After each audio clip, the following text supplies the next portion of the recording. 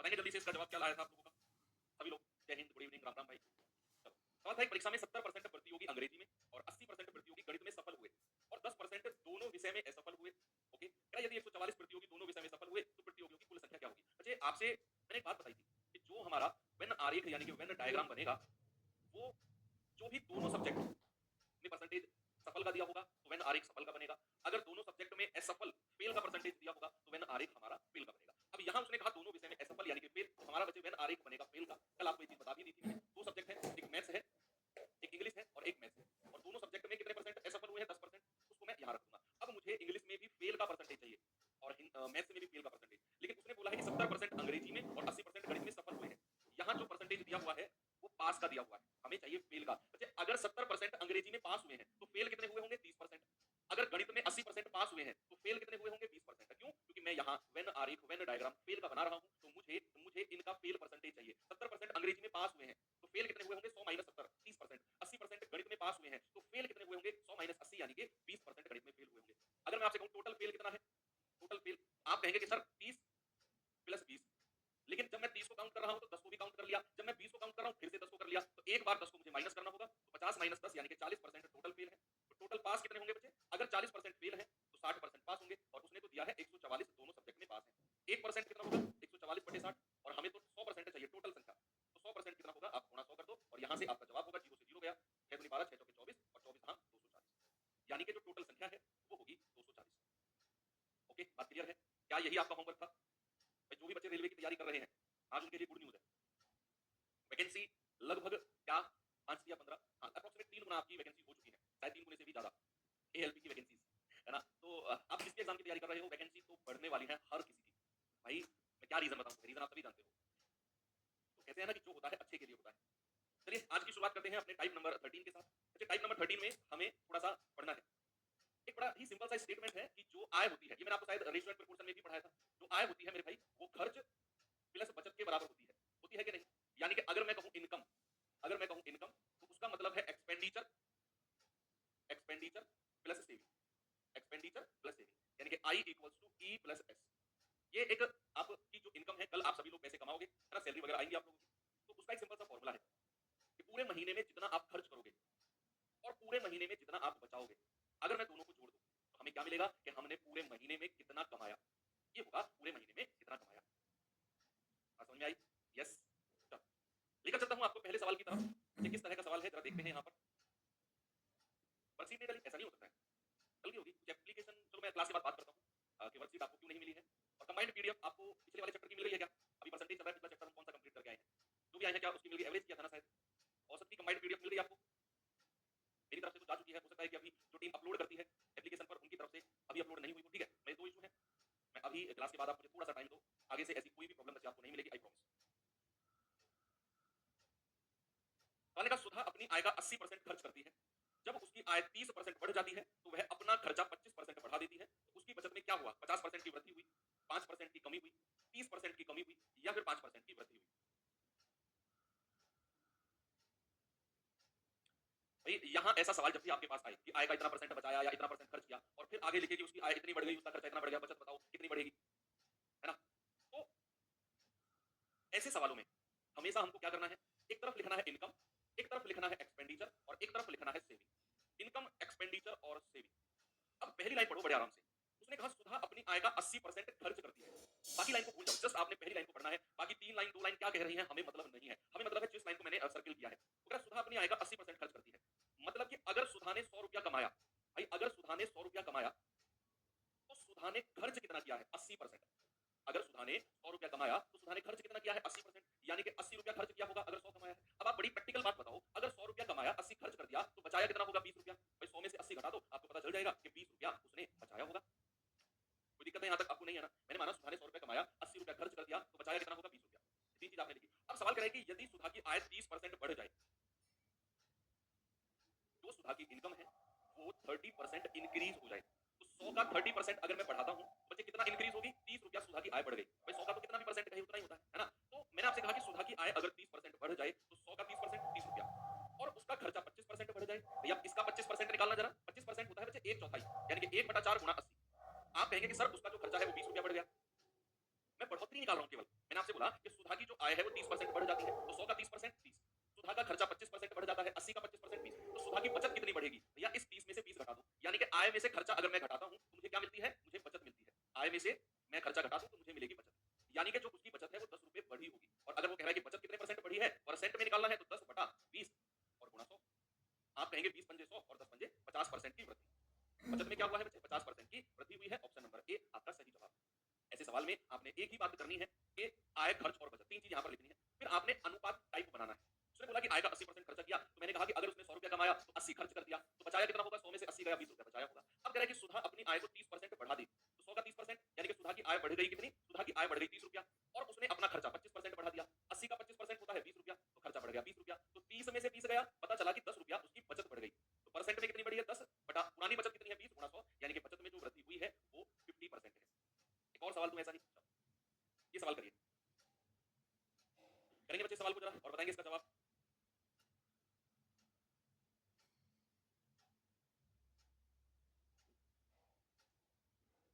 सवाल कह रहा है लकी अपनी आय का 85% खर्च करती है। हमें पहली लाइन से ना आय, खर्च और बचत का अनुपात बनाना होता है। उसने कहा लकी अपनी आय का 85% खर्च करती है, यदि उसके खर्चे में x परसेंट की वृद्धि हो, बचत में 60% की वृद्धि हो और आय में 26% की वृद्धि हो, तो x का मान क्या होगा? यानी कि खर्चे में कितने परसेंट की वृद्धि होगी, ये उसने बोला है। तो एक तरफ मैं लिखूंगा इनकम, एक तरफ एक्सपेंडिचर और एक तरफ सेविंग, यानी कि आय, खर्च और बचत। अब सवाल ने कहा कि लकी अपनी आय का 85% खर्च करता है, इसका मतलब है लकी जो है जितना भी कमाती है, लकी ने जितना भी रुपया कमाया उसका 85% खर्च कर दिया। तो सबसे बढ़िया है, मैं मानकर चलता हूं कि लकी ने 100 रुपया कमाया है, अगर 100 रुपया कमाया है तो 85 रुपया खर्च कर दिया। भाई 100 का 85% कितना होता है? 85। अगर 100 कमाया और 85 खर्च कर दिया तो मेरे भाई बचाया कितना होगा? 100 माइनस 85, 15 रुपया बचाया होगा। बड़ी सिंपल सी बात है। अब सवाल ने कहा कि लकी अपने खर्चे में x परसेंट की वृद्धि होती है, x का मान हमें नहीं पता, कह रहा है उसकी बचत में 60% की वृद्धि होती है। भाई यहां पर 60% की वृद्धि करना जरा, 60% का फ्रैक्शन क्या होता है? 3 बटा 5, और बचत कितनी है? 15, तो 5 दिया 15 और 3 दिया 9, यानी कि उसकी बचत में 9 रुपए की वृद्धि हो गई। उसकी जो बचत है बचे उसमें 9 रुपए की वृद्धि हो गई। अब कह रहा है कि उसकी आय में 26% की वृद्धि होती है, यानी कि 100 रुपया अगर उसकी आय है उसमें 26% की वृद्धि कर दो तो कितना होता है? प्लस का 26 ही कर दो। अब एक बात बड़ी सिंपल सी बताओ, अगर 26 रुपया सैलरी बढ़ी है और 9 रुपया बचत बढ़ गई तो खर्चा कितना बढ़ा होगा? 26 में से 9 घटा दो। भाई जो आपका बचत हुई है वो आय में से घटा दो, जो भी आपकी इनकम है। मान लो आप महीने के 10,000 कमाते हो और 4,000 बचा लेते हो, खर्च कितना करते हो? 10,000 में से 4,000 घटा दो सर, है ना? तो 26 रुपया अगर आय बढ़ी, 9 रुपया अगर बचत बढ़ी, तो 26 में से 9 घटा दो सर, पता चल जाएगा कितना रुपया उसकी खर्चा हुआ है ना? तो ये आ जाएगा आपका 16 में से 9 में 7, यानी कि 17 रुपया उसका खर्चा बढ़ा है। और परसेंट में निकालना है तो 17 बटे और 85 और गुणा 100, तो 17 पंजे 85 और 5 से जाएगा 20 बार, यानी कि मैं कहूंगा कि सर 20% जो है उसका खर्चा बढ़ा है, और यही मेरी x की वैल्यू हो जाएगी। बिल्कुल सही जवाब। एक और सवाल, तो कॉन्फिडेंस आएगा, पक्का कॉन्फिडेंस आएगा। एक और सवाल देखो, ये सवाल करिए। अभी तो और 2-3 सवाल हैं, दिमाग में सेट हो जाएगा ये, डोंट वरी, बी हैप्पी, है ना? कितना अच्छा फील होता है कि जब आप किसी एग्जाम की तैयारी कर रहे होते हो और सडनली एक नोटिफिकेशन आता है, जो जिस भी एग्जाम की आप तैयारी कर रहे हो, वैकेंसी डबल हो गई, वैकेंसी ट्रिपल हो गई। एक बार जो लोग लिख सकते हैं मुझे कमेंट बॉक्स में लिखकर बताओ कि आप पर्टिकुलर कौन से एग्जाम की तैयारी कर रहे हो, कौन से एग्जाम के लिए यहाँ से आप मैथ्स पढ़ रहे हो। जो लोग लाइव लिख सकते हैं, जो लोग सॉल्व कर रहे हो सॉल्व कर रहे हो। वो मत लिखना जिन्होंने आज ही एएलपी की वैकेंसी देखकर अपना मूड चेंज किया, यार छोड़ो एएलपी की तैयारी करनी है, वैकेंसी 5,500 से 18,500 वैकेंसी, 17,500 कितनी पता नहीं, 17,000 मैंने ग्रुप में अपडेट भी कर दिया टेलीग्राम में। एक्स परसेंट की वृद्धि, एक्स परसेंट वही तो है रश्मि जी, एक्स परसेंट मतलब जो हमने 20% निकाला है ना खर्च में वृद्धि, वही एक्स परसेंट है sir. Railway, UPP, RPF, SI, UPSI, SSC, CGL, CGL, CGL, CGL, CGL, CGL, CDS, all SSC exam, teaching exam, RPF, RPF, railway, railway, SSC, GD, UP constable, GD, GD, SCGL, CGL, RPF, SI, क्या बात है। UP constable, SSC, GD, RPF, SI और CGL, ये चार लोग बहुत दिख रहे हैं मुझे इसमें। बिहार, एसआई, क्या बात है। सीजीएल के भी बहुत बच्चे हैं, पंजाब पुलिस। चलो वेरी गुड, करेंगे बच्चे सवाल को। और अगर प्रिया अपनी आय का 15% बचाती है, तो पहली लाइन से तो हमें आय, खर्च और बचत इनके बीच में रिलेशन लिखना है। फिर उसने कहा यदि उसका खर्चा 20% बढ़ता है और उसकी बचत 60% बढ़ती है, तो उसकी आय में कितने परसेंट की वृद्धि होगी? तो जल्दी से आप लोग मुझे बता दो। मैं यहाँ एक तरफ आय, एक तरफ खर्च और एक तरफ बचत, तीन चीज मैंने लिखी। अब पहली लाइन ने बोला कि प्रिया अपनी आय का 15% बचाती है, 15% उसने बचाया, मतलब अगर प्रिया ने 100 रुपया कमाया ना तो उसने 15% बचाया, यानी कि 15 रुपया उसने बचा दिया। अगर प्रिया ने 100 रुपया कमाया और 15 रुपए बचा लिया, तो बच्चे खर्च कितना किया होगा? 100 में से 15 घटा दो, तब 85 रुपया खर्च किया होगा। तो आय, खर्च और बचत तीनों में हमने रिलेशन बना दिया। अब कह रहा है कि उसका जो खर्चा है ना वो 20% बढ़ गया, उसका जो खर्चा है वो 20% बढ़ गया, तो भैया इसको 20% बढ़ाओ। 20% का फ्रैक्शन कितना होता है? 1/5, और 85 का तो 5 से जाएगा 17 बार, यानी कि खर्चा बढ़ा है 17 रुपए। कह रहा है उसकी जो बचत है वो 60% बढ़ गई, तो यहाँ 15 रुपए उसकी बचत है, अगर मैं इसको 60% निकालता हूँ तो ये होता है 3/5 और गुणा 15, 5 दिया 15, 3 दिया 9, यानी कि बचत बढ़ी है 9 रुपया। अब आप मुझे बताओ, आप 1 महीने में 5,000 खर्च करते हो और 35,000 बचा लेते हो। तो आपने कमाया कितना? आप कहेंगे सर 35,000 प्लस 5,000, हमने तो 40,000 रुपए कमाया। यानी कि जब मैं बचत और खर्च दोनों को जोड़ दूँ तो मुझे मिलता है कि कितना मैंने कमाया है ना? तो यहाँ अगर मैं 17 और 9 को जोड़ दूँ तो मुझे मिलेगा 17 और 9 को जोड़ने पर कि उसने 26 रुपए कमाया होगा। मतलब 26 रुपए उसकी जो इनकम है ना उसमें इंक्रीमेंट हुआ होगा, बढ़त हुई होगी। और अगर मुझे परसेंट वृद्धि निकालना है तो परसेंट वृद्धि आएगा 26 बटे उसकी ओरिजिनल इनकम है 100 और गुणा 100। तो आप कह देंगे सर 26% की वृद्धि हुई है उसकी आय में। और वो यही आपसे पूछ रहा है। मजा आया? कॉन्फिडेंस बना? क्या मैं आगे चल सकता हूँ? एक और सवाल दूँ आपको ऐसा ही? चलो, एक और सवाल नहीं, हाँ, ये सवाल करिए।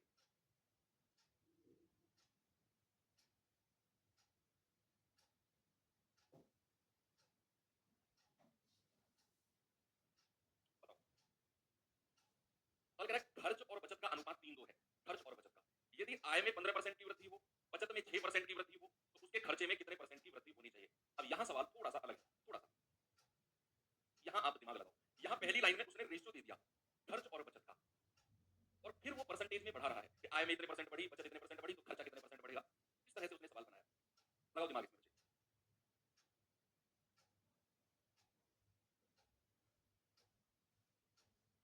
एफकेट की प्रिपरेशन करना। वेरी गुड बच्चे, वेरी गुड।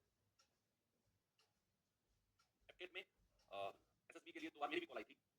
उस टाइम पर सीजीएल में कैसा हुआ था कि 2018 का मैंने फर्स्ट टाइम सीजीएल दिया था। वहाँ मैं बिजी था उस टाइम और जब दूसरी बार कॉल आई तो मैं 2019 के सीजीएल में मतलब लगभग एग्जाम नजदीक ही थे और वो लोग एसएसबी के लिए बुला रहे थे साउथ में। कोई तैयारी भी नहीं थी एसएसबी की, मैं आपको सच बताऊँ। मैंने तो जस्ट अपनी सीजीएल की प्रिपरेशन से ही एफकेट का एग्जाम दिया था, निकल गया था। और फिर मैंने वो डिसीजन त्याग दिया कि जब एसएसबी की तैयारी भी नहीं है और अगर वहाँ चले गए तो ये एग्जाम छोड़ना पड़ जाएगा सीजीएल का। इसमें ज़्यादा चांस है कि मैंने वो प्रेफरेंस चूज करना ज़्यादा अच्छा समझा।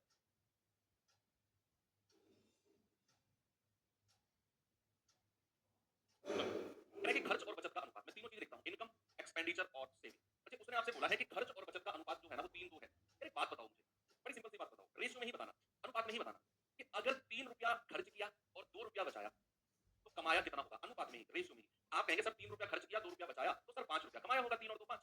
अब लेकिन एक गड़बड़ अभी है, थोड़ी-सी ना वो दिमाग में स्ट्राइक कर रही है गड़बड़, क्या है? उसने कहा कि आय में 15% की वृद्धि हुई, बचत में 6% की वृद्धि हुई, यानी कि अभी ना वो वृद्धि करवा रहा है परसेंट में।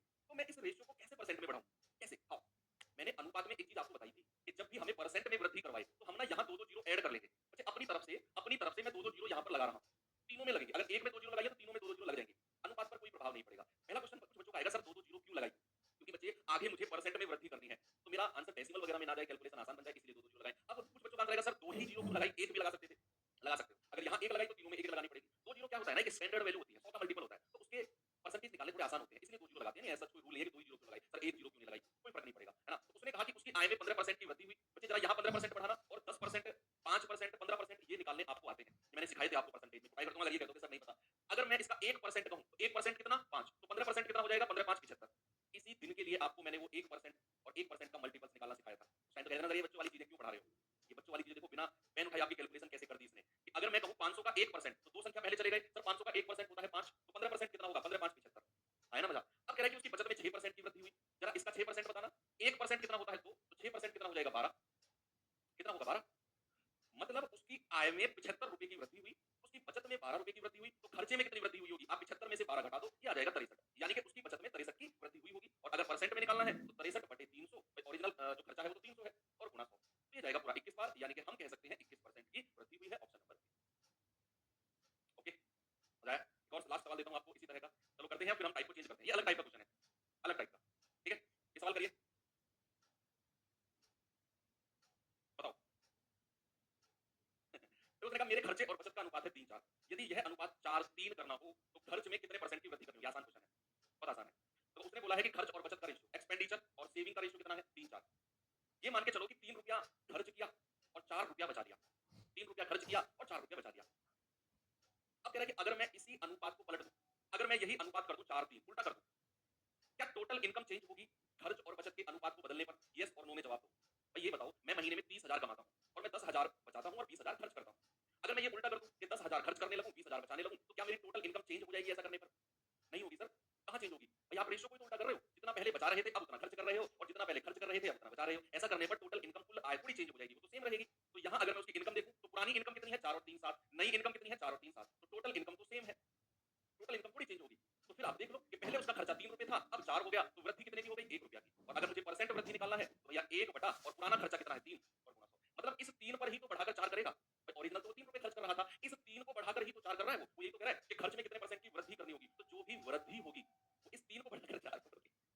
गुणा 100 कितना होता है सभी जानते हैं सर, 33.33% होता है।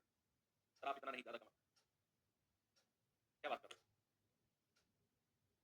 चलो ये टाइप खत्म। अब मैं आपको थोड़ा सा आगे लेकर चलता हूँ। तो आय खर्च बचत, ये सारे के सारे सवालों को आप आराम से कर लोगे इस तरीके से, चाहे वो सवाल रेशियो में आए, चाहे वो सवाल परसेंटेज में आए, कोई दिक्कत आपको नहीं होने वाली है। अब आते हैं टाइप नंबर 14, टाइप नंबर 14 की तरफ। क्या है टाइप, पहले थोड़ा सा डिस्कस करता हूँ आपके साथ। पास फेल की बात है, पास फेल, और आपसे अच्छा कोई इसकी कैलकुलेशन कर ही नहीं सकता। जब आप, अगर आपकी ग्रेजुएशन हो चुकी है, तो जब आप कॉलेज में थे, तो एक चुनिंदा परसेंट ही बच्चे होते हैं जो टॉप करने की सोचते हैं। तो हम जैसे लोग होते हैं, उनका टारगेट होता है, हमारे कॉलेज में 33 नंबर पे पास था, हमारा टारगेट था कि 33 नंबर आ जाए, 5-4 शायद पास हो, मैं कभी फेल नहीं हुआ कॉलेज में, इस वजह से पासिंग परसेंटेज पता नहीं है 40 था, 33 नंबर आप लाओगे तो 7 नंबर का ग्रेस मिल जाएगा, 40 नंबर पास था शायद। तो हम लोग सोचते थे कि यार मैं जस्ट पास हो जाए, जस्ट पास। तो कुल अंक अगर मैं बात करूं, इसमें कुछ टर्मिनोलॉजीज हैं, कुल अंक, कुल अंक, यानी कि मैं बात करता हूं टोटल नंबर की, टोटल नंबर, टोटल नंबर। तो कुल अंक क्या होते हैं, कुल अंक होते हैं बच्चे जो आपके टोटल मार्क्स का पेपर बनता है। टोटल मार्क्स जो होते हैं ना, जितने नंबर का पेपर बनता है, या फिर अगर मैं कहूं इसे परसेंटेज में, तो कुल अंक का मतलब होता है 100%। अगर आप बटे में से बटे ला रहे हो ना, दैट इज कॉल्ड कुल अंक, कहते हैं ना उसके तो बटे में से बटे हैं, मतलब जितने नंबर का पेपर है ना, उतने ही उसके नंबर हैं, बटे में से बटे। सेकंड आता है आपका, सेकंड आता है बच्चे आपका क्या, पासिंग मार्क्स या उत्तीर्ण अंक। उत्तीर्ण अंक पे देखना ठीक है क्या मैंने, उत्तीर्ण अंक यानी कि पास मार्क्स, पास मार्क्स, ठीक है, पास मार्क्स। अक्सर लोग इसे पासिंग मार्क्स बोलते हैं मैथ की लैंग्वेज में, लेकिन नीट, हाँ आजकल तो देखो बड़ा मतलब हाईलाइट चल रहा है मामला नीट में, 720 में से 720 नंबर बहुत सारे लोगों के हैं। तो वही है आउट ऑफ आउट, यानी कि कितने नंबर का पेपर था उतने नंबर, रैंक 1, मतलब ठोके भाव रैंक 1 मिल रहा है नीट में। क्या होगा इस देश का भगवान, एक यूपीएससी ऐसा एग्जाम है जो भी बचा हुआ है, तो बचा के रखना। देखो मैंने कहा कि पास मार्क्स यानी कि उत्तीर्ण अंक, ये है आपके मतलब की बात। ऐसे लोग तो बस ये है कि मैं जहां मैं जिस क्लास में हूं ना, मैं अगले वाली में कूद जाऊं, भगवान मुझे नहीं करना टॉप ऑफ, बस अगली क्लास में। पता है हमारा सर्कल भी ऐसा ही था, हमारा सर्कल भी ऐसा ही था। हम लोग जैसे एक सर्कल होता है ना, एक दूसरे से पूछते हैं भाई, स्पेशली गर्ल्स का एक सर्कल होता है, स्पेशली वो पूछते हैं गलत लिखा है, ठीक लिखना है, तुम उत्तीर्ण अंक कैसे लिखते हैं, मेरे दिमाग से निकल गया उत्तीर्ण अंक कैसे लिखते हैं, देख लो एक बार।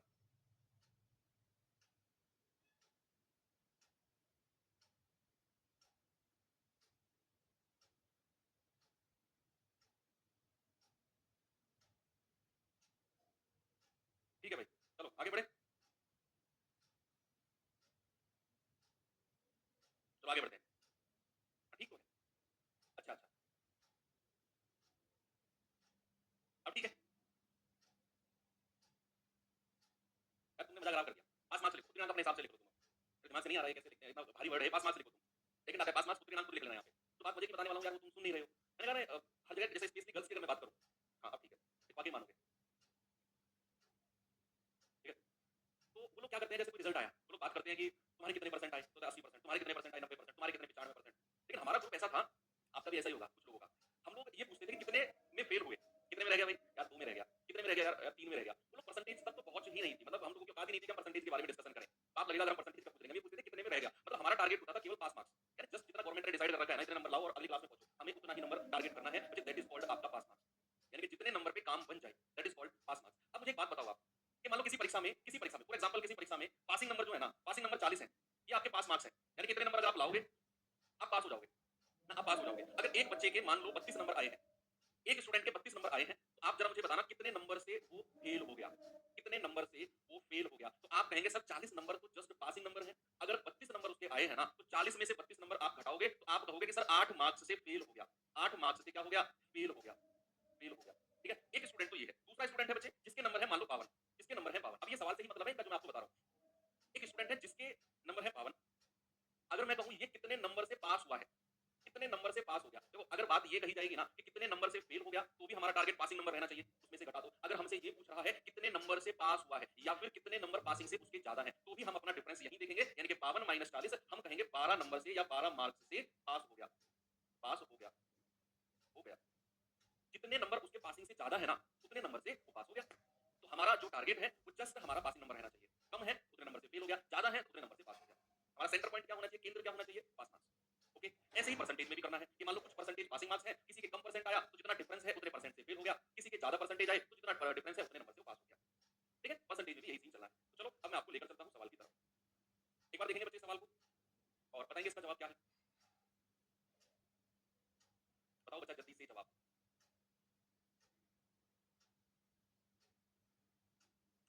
सवाल कह रहा है किसी परीक्षा में उत्तीर्ण होने के लिए टॉनी को न्यूनतम 40% अंक चाहिए। टॉनी को कितना परसेंट चाहिए, 40% उसको मार्क्स चाहिए। अब कह रहा है उसे 120 अंक मिले और वह 30 अंकों से फेल हो गया, और वह 30 अंकों से फेल हो गया। तो पूर्णांक बताओ, पूर्णांक यानी कि जो टोटल नंबर है दैट इज 100%। बताइए।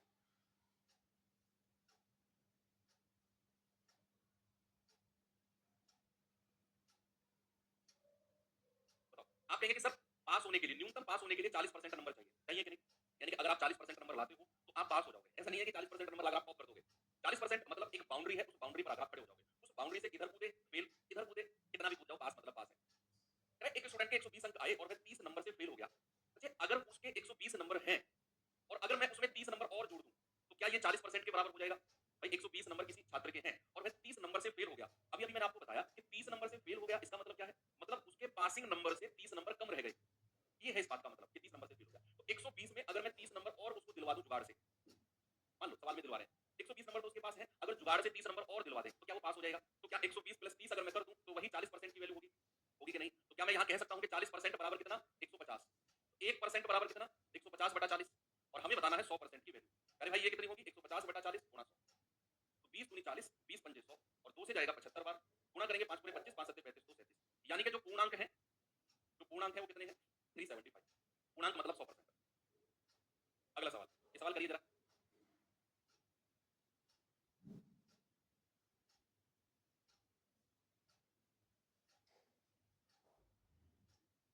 सवाल कह रहा है, एक अभ्यर्थी 20% अंक प्राप्त कर 35 अंकों से फेल हो गया, 35 अंकों से। और कह रहा है जब दूसरा अभ्यर्थी 50% अंक लाता है तो उसके उत्तीर्ण होने वाले आवश्यक न्यूनतम अंकों से 32 नंबर ज्यादा आ जाते हैं। कह रहा है परीक्षा का पूर्णांक क्या होगा? एक बात बताओ, सवाल पढ़ लिया आपने, अब सामने देखो। अब एक स्टूडेंट है, उसके ना 20% नंबर आए हैं, परसेंट में 20% नंबर आए हैं और वह 35 नंबर से फेल हो गया। अगर मैं 20% नंबर तो उसके ये रहे, अगर मैं 20% प्लस 35 कर दूं, 20 और 35 55 मत कर देना इसको, ना ना ना ना, ऐसा मत कर देना, ये परसेंट अलग है और ये नंबर है। अगर मैं 20% में उसके 35 नंबर जोड़ दूं तो क्या वो पास हो जाएगा? यस और नो? 20% नंबर लाया, 35 से फेल हो गया, अगर मैं 20% में उसके 35 मार्क्स जोड़ दूं तो क्या वो पास हो जाएगा? जस्ट पास, आप कहेंगे यस सर। दूसरी तरफ कह रहा है कि दूसरा स्टूडेंट है जिसके आए हैं 50% नंबर, अगर मैं उसके 50% में से 32 नंबर हटा दूं, भाई ये मानकर चलो कि 40 नंबर पे पास होते हैं, किसी के 50 नंबर आए, अगर मैं 50 में से 10 नंबर हटा भी दूं तब भी ये 50 वाला पास रहेगा, तब भी ये 50 वाला पास रहेगा ना। आप खुद सोचो, आपकी क्लास में मान लो आपने अंग्रेजी का पेपर दिया, आपने अंग्रेजी का पेपर दिया और उसमें पास होने के लिए 40 नंबर चाहिए और आपके आगे 60 नंबर, अगर आपके 20 नंबर काट लिए जाएं तो क्या आप फेल हो जाओगे? नहीं, आप पास रहोगे, लेकिन जस्ट बाउंड्री पर पास रहोगे। तो इसीलिए अगर मैंने 50% में से 32 हटा भी दिया तब भी वो पास रहेगा। तो दोनों तरफ इक्वल कर दो, क्योंकि ये भी पास मार्क्स है और ये भी पास मार्क्स है, दोनों उत्तीर्ण अंक है। भाई ये भी उत्तीर्ण अंक, ये भी उत्तीर्ण अंक, दोनों तरफ इक्वल कर दो। अब यहां से आप क्या करेंगे? ये 20% उधर जाकर 50 में से घटेगा तो 30%, और ये माइनस का 32 इधर आकर 35 में जुड़ेगा, क्या आएगा आपका? 67। 1% का मतलब कितना है? 1% का मतलब है 67 बटा 30, और हमें तो बताना है 100% का मान। तो 100% कितना हो जाएगा? 67 बटा 30 गुणा 100। आप कहेंगे सर 670 बटा 3, यानी कि जो पूर्णांक है वो 670 बटा 3 है। इस सवाल को आप एक और तरीके से कर सकते हो, एक और तरीके से। कैसे? मैं आपको बताता हूं। क्या है दूसरा तरीका? कि आप एक तरफ तो परसेंटेज लिखो, आप एक तरफ तो परसेंटेज लिखो 20%, और कितने नंबर से फेल हो गया? 35 से। एक तरफ परसेंटेज लिखो 50%, और कितने नंबर ज्यादा लेकर आया है? 32। एक तरफ परसेंटेज, एक तरफ नंबर, आपने यही करना है।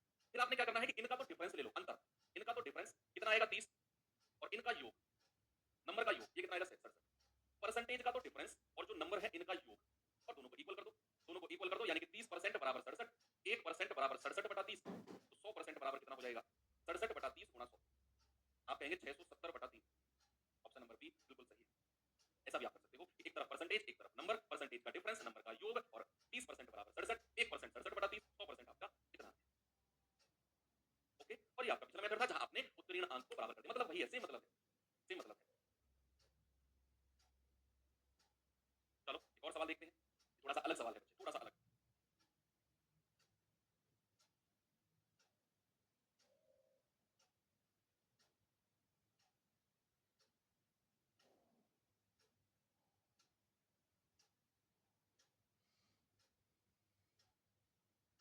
सवाल करें, परीक्षा में एक विद्यार्थी ने 30% अंक प्राप्त किए और वह 25 अंकों से असफल हो गया, फेल हो गया। उसी परीक्षा में दूसरे विद्यार्थी ने 40% अंक प्राप्त किए और उसने सफल होने वाले आवश्यक न्यूनतम अंक से 25% ज्यादा अंक लिए। ये सवाल बड़ा इंटरेस्टिंग है। ये जो दो तरीके मैंने कराए हैं ना, ये कोई से भी नहीं होगा, ये अलग करना पड़ेगा आपको। दो तरीके जो मैंने आपको कराए हैं कि इतने परसेंट अंक लाए और इतने नंबर से पास हो गया, इतना परसेंट अंक लाया, इतने नंबर से फेल हो गया, परसेंटेज का डिफरेंस, अंकों का योग बराबर करके आप आराम से कर लोगे। लेकिन ये सवाल ऐसा नहीं है। यहाँ सवाल कह रहा है कि एक परीक्षा में एक विद्यार्थी ने 30% अंक प्राप्त किए और 25 अंकों से फेल हो गया, 30% अंक लाया और 25 अंकों से फेल हो गया। कह रहा है कि उसी परीक्षा में दूसरे विद्यार्थी के 40% नंबर आए पासिंग मार्क्स उससे 25% ज्यादा है ये जो 40% है। अब कह रहा है बताओ परीक्षा में पास होने के लिए कितने अंक चाहिए? बताओ।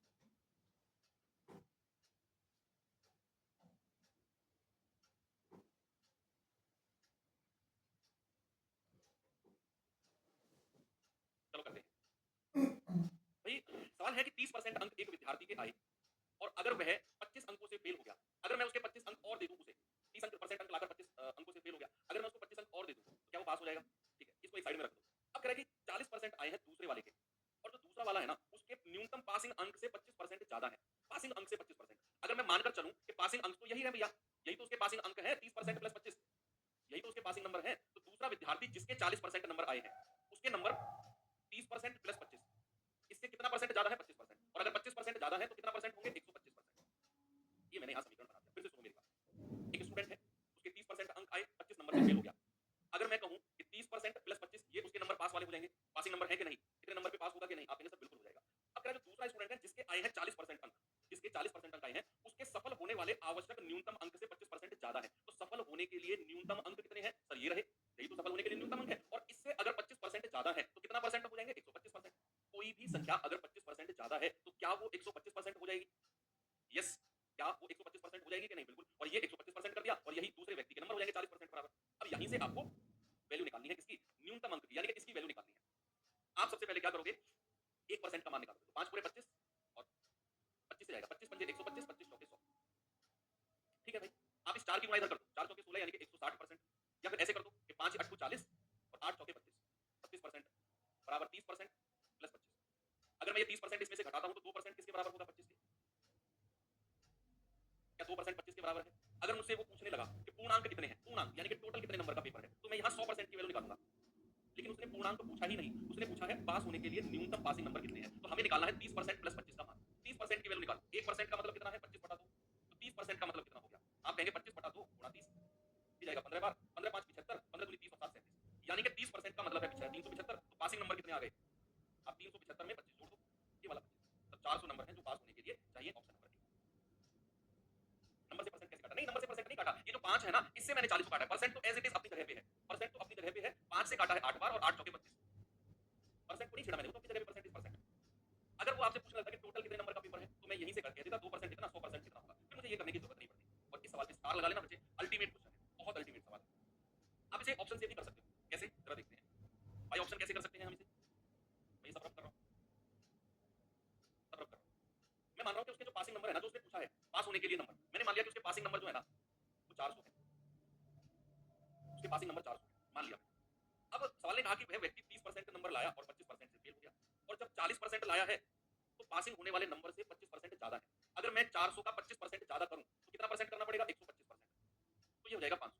यानी कि जो दूसरा व्यक्ति है ना जिसके 40% नंबर आए हैं, जो दूसरा व्यक्ति है जिसके 40% नंबर आए हैं उसके नंबर 500 के बराबर है। 40% बराबर कितना? 500। क्यों? क्योंकि उसके नंबर पास होने वाले अंक से 25% ज्यादा थे, और पास होने वाले अंक मैंने माने 400, 400 से 25% ज्यादा यानी कि 500। तो दूसरे वाले के जो अंक हैं बच्चे वो 40% किसके बराबर हो जाएंगे? 500 के बराबर। अभी मैं कंडीशन चेक करूंगा तो मुझे 30% का मतलब बताओ कितना होगा? 1% बराबर कितना है? 500 बटे 40। तो 30% किसके बराबर होगा? तो 500 बटे 40 और गुणा 30। जीरो से जीरो गया, 125 बार जाएगा और 125 दिया 375। कितना है बच्चे? 375। यानी कि एक दूसरा स्टूडेंट जिसके आए हैं 375 अंक, 30% का मतलब है ये पहला वाला स्टूडेंट हो गया, पहला, ये दूसरा है। तो जो पहले वाला स्टूडेंट है उसके आए हैं 375 अंक, और सवाल कह रहा है कि वह 25 नंबर से फेल हो गया। तो भाई पास होने के लिए नंबर कितने चाहिए थे? 400। पहले वाले के आए हैं 375, भाई साहब 25 नंबर से फेल हो गया, देख सकते हो। मतलब ये कंडीशन जो मैं लगा रहा हूं ये बिल्कुल सही है ऑप्शन नंबर की। ऑप्शन से ऐसे आप कर सकते हो। मुझे लगता है कि ऑप्शन से जो बेस्ट है वो ये तरीका है। एक बार आप ये इक्वेशन समझ गए तो सवाल आराम से हो जाएगा। बड़ा अल्टीमेट लेवल का सवाल है। चलो 2 सवाल और बचे हैं इस टाइप के, ये और कर लेते हैं। ऐसे सवाल तो आई थिंक मैंने आपको एलिगेशन मेथड में कराए थे, मिक्सचर एंड एलिगेशन मेथड में ऐसे सवाल मैंने कराए थे आई थिंक आपको। 125 बटा 100 समझ में नहीं आया। एक बात बताओ पंकज, अगर किसी संख्या को 10% बढ़ाया गया तो वो कितने परसेंट हो जाएगी? परसेंटेज में शुरू में नहीं बताइए बात क्या मैंने आपको। अगर किसी संख्या को 10% बढ़ाया गया तो कितने परसेंट हो जाएगी? आप कहेंगे सर 110% हो जाएगी। ऐसे ही अगर किसी संख्या को 25% बढ़ाया जाए तो वो कितने परसेंट हो जाएगी? 125% नहीं हो जाएगी। और 125% का मतलब है 125 बटा 100। क्या किसी परीक्षा में उपस्थित होने वाले सभी छात्रों में से 45% छात्र लड़के हैं, 45% और बाकी लड़कियां। अब कह रहे हैं यदि 60% लड़के और 70% लड़कियां उत्तीर्ण यानी कि पास हुए तो अनुत्तीर्ण होने वाले छात्रों का परसेंटेज कितना होगा? बच्चे यहाँ एलिगेशन मेथड भी लगा सकते हो, 3-4 मेथड से हो जाएगा, लेकिन सबसे आसान तरीका एलिगेशन है। एलिगेशन मेथड का एक रूल मैंने आपको बताया था कि एक ग्रुप के बारे में बात कर रहा हो, दूसरे ग्रुप के बारे में बात कर रहा हूँ और दोनों का कंबाइंड बात कर रहा हूँ। सवाल ने बोला कि 60% लड़के एक ग्रुप के बारे में बात कर ली, 70% लड़कियां दूसरे ग्रुप के बारे में बात कर ली, कह रहा है ये पास हो गए। तो कह रहा है बताओ फेल होने वाले छात्र कितने हैं? तो सबसे पहले आप ये पता कर लो कि कुल पास होने वाले छात्र कितने हैं। भाई अगर 60% लड़के पास हुए, 70% लड़कियां पास हुई, सॉरी फेल हुआ, पास हुए, तो टोटल कितने परसेंट पास हुए हैं? ये मत कहना कि सब 60 60 70 130% पास हुए ना, गलत बात। क्या करना है, सबसे पहले संख्या के बारे में बात करेंगे, बॉयज एंड गर्ल्स। उसने बोला कि 45% जो है ना वो लड़के हैं। अगर 45% लड़के हैं तो 100 में से घटाना जरा, क्या 55% लड़कियां हो जाएंगी? भाई अगर 45% बॉयज हैं, क्या 55% लड़कियां होंगी? तो जरा रेशियो बताना, 5 नाम 45 और 5 से जाएगा 11 बार, यानी कि ये रेशियो हो जाएगा 9 11 का होगा। अब एक तरफ लिखो बॉयज, एक तरफ लिखो गर्ल्स। लड़के कितने पास हुए हैं? 60%। लड़कियां कितनी पास हुई हैं? 70%। कितने स्टूडेंट पास हुए हैं वो मैं अभी पता करूंगा। नीचे पहले रेशियो लिख लो संख्या का, नीचे संख्या का रेशियो लिख लो, लिख लिया आपने? अब आपको निकालना है कि कुल पास कितने हैं। ये पास पर एलिगेशन हम लगा रहे हैं, तो मैं यहाँ पर निकालूंगा कि कुल पास कितने लोग हुए हैं। और एलिगेशन में आपको ये सिखाया गया है, अगर इन दोनों की गुणा करेंगे 9 छक्के 54 540, इन दोनों की गुणा करेंगे 11 सत्ते 77 770, दोनों को जोड़कर और डिवाइड कर दो 11 और 9 20 से, आपको पता चल जाएगा कि कितने परसेंट जो लोग हैं वो पास हुए हैं, कितने परसेंट लोग हैं जो पास हुए हैं। तो आप कहेंगे 0, 7 और 4 11, 7 5 12 और 1 13 बटे 0 से 0 गया, 2 छक्के 12, 1 2 पंजे 10 और 2 पंजे 10, यानी कि 65.5% बच्चे हैं जो पास हुए हैं। तो फेल कितने हुए होंगे? हमसे तो फेल पूछा है, अनुत्तीर्ण होने वाले, अनुत्तीर्ण होने वाले, तो फेल कितने हुए हैं? फेल निकालने के लिए 100 में से 65.5 घटा दो, आप कहेंगे 34.5% बच्चे हैं जो फेल हुए, 34.5। ओके, एक और सवाल दूं ऐसा, ये सवाल करेंगे बेटे जरा। सवाल ने कहा कि किसी कॉलेज में 35% जो है वो छात्राएं हैं, यानी कि गर्ल्स हैं, कह कि और शेष छात्र यानी कि बॉयज हैं। कॉलेज में विद्यार्थियों की कुल संख्या 250 है, मुझे नहीं लगता कि कुल संख्या की जरूरत पड़ेगी। कह 75% छात्र और 85% छात्राएं अंतिम परीक्षा में उत्तीर्ण यानी कि पास हो गए। कितने कितने परसेंट को पास हो गए? कह कि अंतिम परीक्षा में फेल होने वाले लोग कितने हैं, सॉरी पास होने वाले कितने हैं, टोटल पास पूछ लिया। पहले तो संख्या का रेशियो बनाओ। अगर मैं बॉयज एंड गर्ल्स की संख्या का रेशियो बनाऊंगा तो उसने कहा 35% ना गर्ल्स हैं, छात्राएं हैं, मुझे अगर 35% लड़कियां हैं तो 100 में से घटाना जरा, 65% क्या हो जाएंगे? बॉयज हो जाएंगे। 5 से जाऊं तो 5 सत्ते 35 और 5 से जाऊं तो 13 पंजे 65, ये नंबर का आपका रेशियो आ गया, संख्या का, संख्या का रेशियो आ गया। अब उसने बोला कि 75% लड़के और 85% लड़कियां पास हुई हैं, ये लोग पास हुए हैं, तो 75% यहां लिख दो, 85% यहां लिख दो, और आपसे पूछ रहा है कि कुल पास कितने हुए हैं, यानी कि सेंटर वाली संख्या पूछ रहा है, और ये रेशियो आ गया 13 और 7 का। ये सेंटर वाली संख्या अगेन उसी तरीके से निकाल दो जो एलिगेशन मेथड अभी अभी मैंने आपको बताया है। आप कहेंगे कि सर बीच वाली संख्या निकालने के लिए इन दोनों को गुणा करो, तो 13 पंजे 65 हासिल का 6, 13 सत्ते 91 और 6 97, इन दोनों की गुणा करेंगे 7 पंजे 35 हासिल का 3, 7 8 56 और 3 59, इन दोनों को जोड़ेंगे और डिवाइडेड बाई 13 और 7 20 कर देंगे, आपको पता चल जाएगा कि कितने ऐसे परसेंट लोग हैं जो पास हुए हैं, आपको आराम से पता चल जाएगा। तो भैया आप जोड़ेंगे 5 और 5 10, 9 और 7 16 और 1 17, 9 और 5 14 और 1 15, और 1570 बटे 20, 0 से 0 गया, 2 सत्ते 14, 1 2 8 16, 2 पंजे 10, यानी कि 78.5% बच्चे हैं जो ओवरऑल पास हुए, जो ओवरऑल पास हुए हैं। और ये अच्छे सवाल है, एक ये वाला और एक पिछले वाला। आजकल अगर मैं एसएससी पॉइंट ऑफ व्यू से कहूं तो ये इंपॉर्टेंट क्वेश्चन है, बहुत इंपॉर्टेंट है। ऐसे सवाल एसएससी आजकल बहुत बना रहा है, ठीक है, तो ध्यान रखेंगे ऐसे सवालों का। बच्चे अब आपके दो टॉपिक बच जाते हैं, एक बचता है आपका चुनाव वाले सवाल, इलेक्शन वाले, कल पूरा दिन इलेक्शन माहौल बनाएंगे, इलेक्शन पढ़ेंगे, टाइम बचा तो एक जो हमारा लास्ट टॉपिक है वो है जो हमारा सूखे फल ताजे फल वाला जो है कॉन्सेप्ट, 10 मिनट का है वो, और फिर मिसलेनियस यानी कि विविध। विविध की मैं एक अलग से ही क्लास आपकी करा दूंगा 1.5 2 घंटे की, सैटरडे में वो मैं आपकी 1.5 2 घंटे की विविध की क्लास करा दूंगा, कोई प्रॉब्लम नहीं, ठीक है, इसमें हम